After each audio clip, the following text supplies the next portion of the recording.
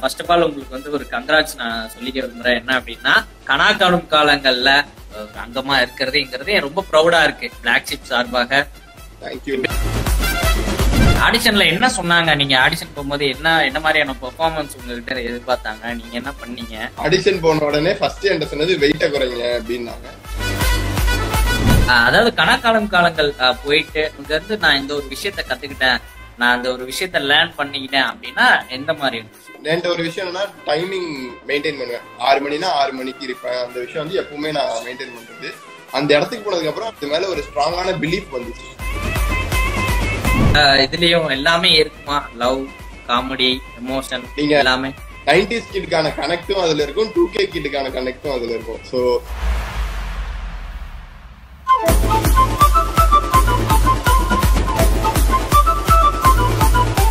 Hi, எப்படி இருக்கீங்க? நல்லா இருக்கேன். நீங்க எப்படி இருக்கீங்க? நல்லா இருக்கேன். ஃபர்ஸ்ட் ஆஃப் ஆல் உங்களுக்கு வந்து ஒரு கங்க்ராட்ஸ் நான் சொல்லிக்க விரும்புறேன். என்ன அப்படின்னா அடுத்த கட்ட லெவலுக்கு நீங்க போயிருக்கீங்க கனா காணும் காலங்கள்ல. சோ வந்து நீங்க ஒரு அங்கமா இருக்கிறதுங்கிறது ரொம்ப ப்ரௌடா இருக்கு. பிளாக்ஷிப் சார்பாக ரொம்ப ப்ரௌடா இருக்கு அப்படின்னு தான் சொல்லணும். தேங்க்யூ. எப்படி போயிட்டு இருக்கு ஷூட்லாம்? நல்லா போகுது. அதான் தூக்கம் இல்லாம சுத்துவாங்க, அது ஒரு மாதிரி டிஃப்ரெண்டா இருக்கு. 20 மணி நேரம் தூங்கி பழகிட்டு இப்ப ஃபுல்லா ஒர்க்குங்கும் போது டிஃப்ரெண்டா இருக்கு. இப்ப நம்ம யூடியூப்ல நடிக்கிறதுக்கும் அங்க நடிக்கிறதுக்கும் நிறைய டிஃபரன்ஸ் இருக்கும்ல. ஏன்னா அது அட்மாஸ்பியர் வேற, ஷூட்டிங்ஸ் இது வேற, எல்லாமே வேற. எப்படி மேனேஜ் பண்ண முடியுது அந்த இங்க யூடியூப்ல பண்ணிட்டும் அங்க ஒர்க் பண்றோம்? ஆக்சுவலி சொல்லணும்னா பெரிய டிஃபரன்ஸ் எல்லாம் கிடையவே கிடையாது. எதுவுமே நம்ம எடுக்கிறதுலயும் ப்ராப்பர், நம்ம இப்போ யூடியூப் வீடியோ மேபி வேற எங்கேயாச்சும் பண்ணிதான் இல்ல, பிளாக்ஷீப்ல நம்ம போறது எப்பவுமே ப்ராப்பர் ஒரு வீடியோவா, ப்ராப்பரா ஒரு படமோ இல்ல ஒரு வெப் சீரிஸோ எடுக்கிறாங்கன்னா எப்படி போகுமோ அந்த ப்ராசஸ் தான் போகும். என்ன அந்த கேமராவோட லென்சிங் அதோட ரேட்ஸ் தான் குறையுமே தவிர மற்றபடி ஆன் ஷூட் ப்ராப்பரா தான் போவோம். ஸ்கிரிப்ட் பண்ணி முன்னாடி ப்ரிப்பேர் பண்ணி அப்படிதான் போவோம்ன்ற போது இன்ஃபேக்ட் எனக்கு சொல்ல போனா இங்க இந்த ஒரு 2-3 வருஷம் பிளாக்ஷீப்ல நான் கத்துக்கிட்டது எல்லாமே எனக்கு அங்க யூஸ்ஃபுல்லா இருந்துச்சு. எக்ஸ்ட்ராவாவே முன்னாடியே நம்ம ஒரு ப்ரிப்பேர் பண்ணிருக்கோம். நமக்கு எப்படி ஷூட் பண்ணணும்னு தெரியும், எப்படி நடந்துக்கணும்னு தெரியும் ஸ்பாட்ல. இதெல்லாமே வந்து ஹெல்ப்ஃபுல்லா தான் இருந்துச்சு. நான் ஒரு சில பொருட்கள் சொல்லுவேன். அது வந்து நீங்க உங்க டீம் இப்ப கனா காலங்கள் டீம் இருக்கு இல்லையா, சோ அதுல நீங்க யார் யாருக்கு எதை டெடிகேட் பண்ணுவீங்க அப்படிங்கறத ஃபர்ஸ்ட் பொருள் என்ன அப்படின்னா மேக்கப் கிட். அதாவது எதுக்குன்னா ஒரு மேக்கப் வைத்தியம்னு வச்சுக்கலாமே. மேக்கப் கிட் வாங்கி வந்து கொடுக்கணும்பா அப்படின்னா யாருக்கு கொடுப்பீங்க? கனாகாலம் காலங்கள்ல பிரீத்திகான்னு ஒரு பொண்ணு, கோயம்புத்தூர் பொண்ணு நடிக்கிறாங்க. அவங்களுக்கு தான் கொடுக்கும். அவங்க ஆக்சுவலி ஒரு மேக்கப் ஆர்டிஸ்ட் வேற. சோ நார்மலாவே பெண்கள் மேக்கப் அவ்வளவு இன்ட்ரெஸ்டா இருப்பாங்கன்ற சொல்லுவாங்க. அவங்க அதுக்கும் கொஞ்சம் எக்ஸ்ட்ராவா போயிட்டு மேக்கப்ல எல்லாமே தெரியுவாங்கல்ல, டீடைலா பேசுவாங்க. மேக்கப்ல இவ்வளவு இருக்கா அப்படின்னு நம்ம பாக்குற அளவுக்கு பேசுவாங்க. அதே மாதிரி வாயில ஒட்டுற பிளாஸ்திரி, வாயில ஒரு பிளாஸ்திரி ஒட்டுவாங்களா, அதுக்கா என்னன்னா தொணன்னு பேசிட்டே இருப்பான்பா ஷூட்ல. கொஞ்ச நேரம் விடவே மாட்டான், 9 பேசிட்டே இருப்பானா. அது யாருக்கு டெடிகேட் பண்ணி? இது ஒருத்தருக்கு தான் தரணுமா, இல்ல 2 பேருக்கு தரலாமா, இல்ல 3 பேர்? நீங்க யாருக்கானா தரலாம் தாராளமா. இல்ல ஒரு 16 பேருக்கு தரலாம்னா சொல்லுங்க, எல்லாரும் வாயிலையும் ஒட்டிடலாம். அப்படிதான் இருக்கும். மெயினா சொல்லணும்னா சத்யான்னு ஒருத்தர் இருப்பாரு, டால்பின்னு. அவருக்கு அந்த பிளாஸ்டிக் விஸ்வமித்ரன் ஒருத்தர் இருக்காரு. 2 பேரு. விஸ்வமித்ரன்றவர் வந்து நடிப்புற அந்த டான்சிங் ரோஸோட ரீல்ஸ் ஃபேமஸ் ஆச்சுல, ரீக்ரியேஷன். அவங்க 2 பேருக்கும் தான் பிளாஸ்டிக் கொடுக்கணும்.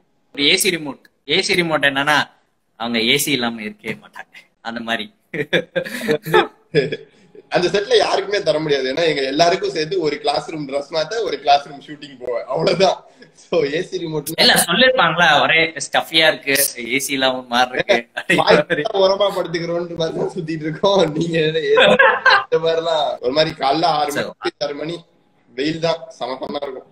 வெயிலோடு பழகிட்டோம். வெயிலோடு பழகிட்டா நல்லா இருக்கேன். ஆக்சுவலா இப்போ இந்த கனாகாலம் காலங்கள் டீமுக்குள்ள நீங்க எப்படி போனீங்க?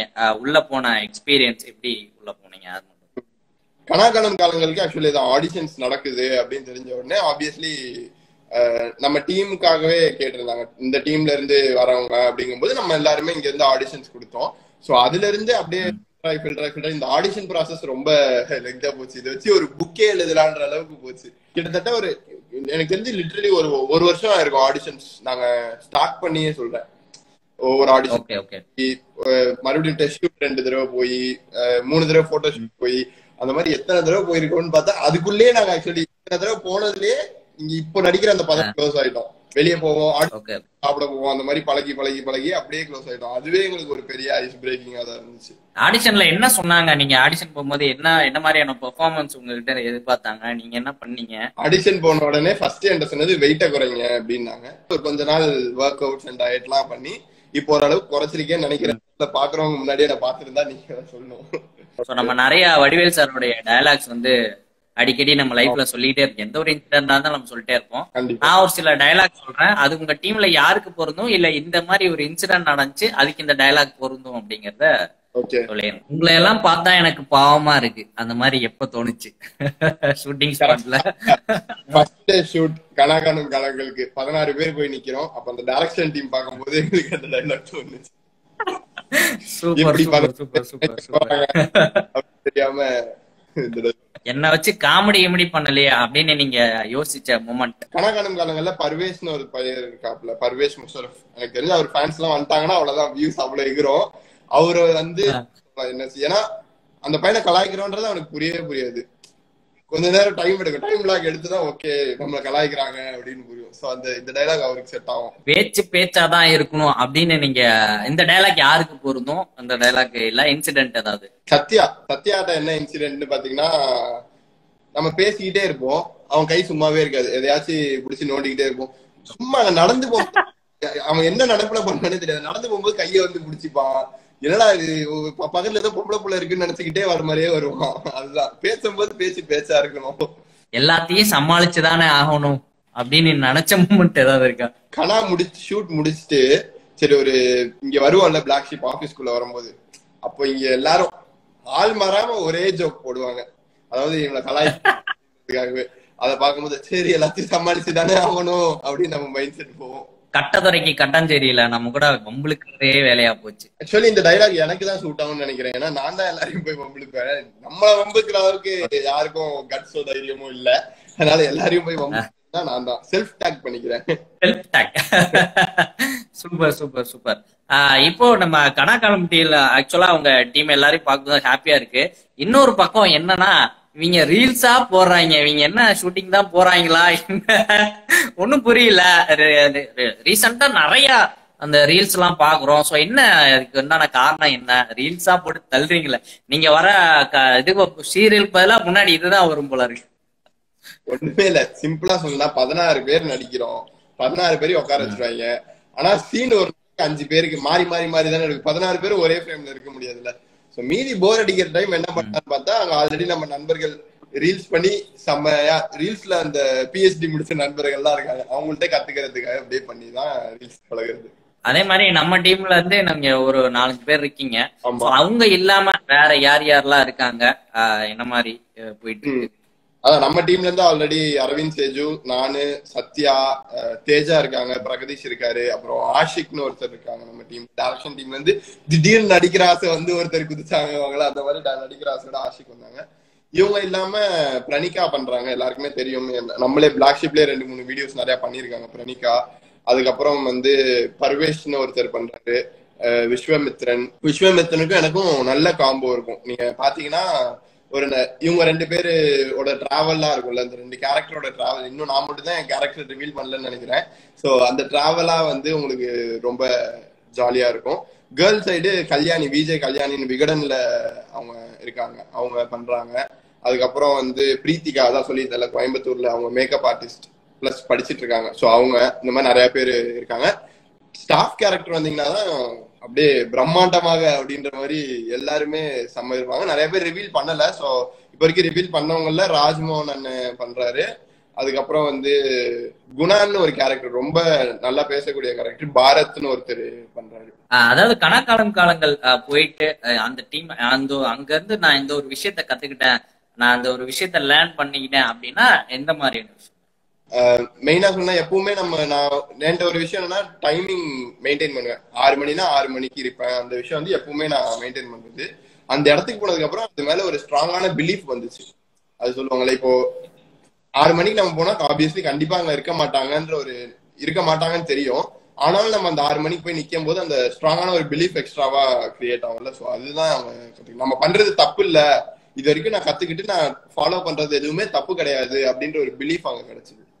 அதே மாதிரி இப்போ இந்த டீம் கூட சேர்ந்து இப்படி பண்ணும்போது அப்படிங்கும்போது எல்லாருமே ஒரு யங் டீமா இருக்கீங்களா?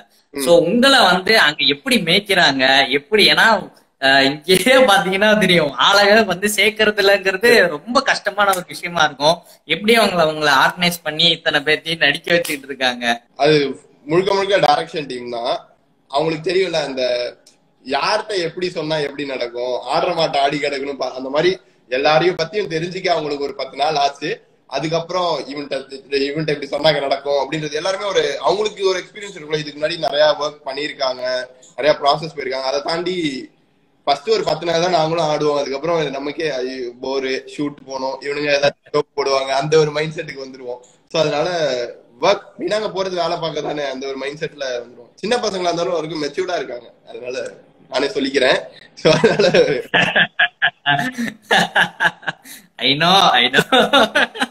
அதே மாதிரி இப்போ இது வந்து ஒரு சீரீஸா வந்து வெளியே வரப்போகுது. ஹாட்ஸ்டார்ல வந்து ஒரு சீரீஸா வரப்போகுது. நம்ம நிறைய சீரீஸ் எல்லாம் பார்த்திருப்போம், முக்கியமா ஸ்கூல் சீரீஸ் நமக்கு நிறைய நம்ம வந்து பார்த்திருப்போம். சோ அந்த மாதிரி ஒரு ஸ்கூல் சீரீஸ் நீங்க விரும்பி பார்த்த ஒரு ஸ்கூல் சீரீஸ் தான் என்னவா இருக்கும்? நெட்ஃபிளிக்ஸ்ல வந்து நெவர் ஹேவ் ஐ எவர்னு ஒரு சீரீஸ் இருக்கும். எஸ், அது எனக்கு ரொம்ப பிடிக்கும். அதே மாதிரி இதுலயும் எல்லாமே இருக்குமா? லவ், காமெடி, எமோஷன், நீங்க எல்லாமே 90s கிட்கான கனெக்டும் அதுல இருக்கும், 2K கிட்கான கனெக்டும் அதுல இருக்கும். சோ யாரு பார்த்தாலும் இதுல இருக்கும்ல அப்படின்ற ஒரு கனெக்ட் எப்பவுமே இருந்துகிட்டே தான் இருக்கும். கணக்கானும் காலங்கள்ல மெயினா கணக்கானும் காலங்கள் பழைய சீசன் நல்லா ஹிட் ஆனது காரணம் அதான். எல்லாருக்குமே அவங்கவுங்க ஸ்கூல் ஸ்டூடெண்ட்ஸ் அவங்கவுங்களோட டீச்சர்ஸ் ஞாபகம் வந்தாங்க. அதே மாதிரிதான் இதுலயுமே வந்து எல்லாரோட நாஸ்டாலஜிக். இப்ப நீங்க உங்களுக்கு எல்லாம் நான் அந்த காலத்துல அப்படின்னு தோணும், எனக்கு இதோ இப்பதான் அதேதான் அதே பண்றோம் அப்படின்ற மாதிரி. ஓகே ரொம்ப தேங்க்ஸ் லைவ்ல வந்து இன்னைக்கு வந்து கலந்துகிட்டதுக்கு.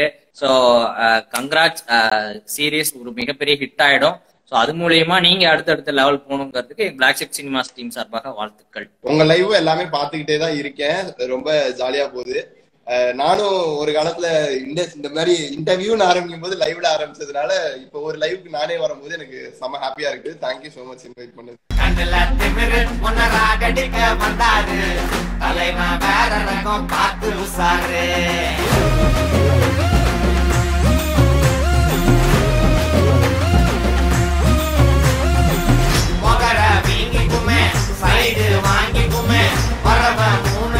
தலைய சுத்தி ஆடிக்குமே, கை கால்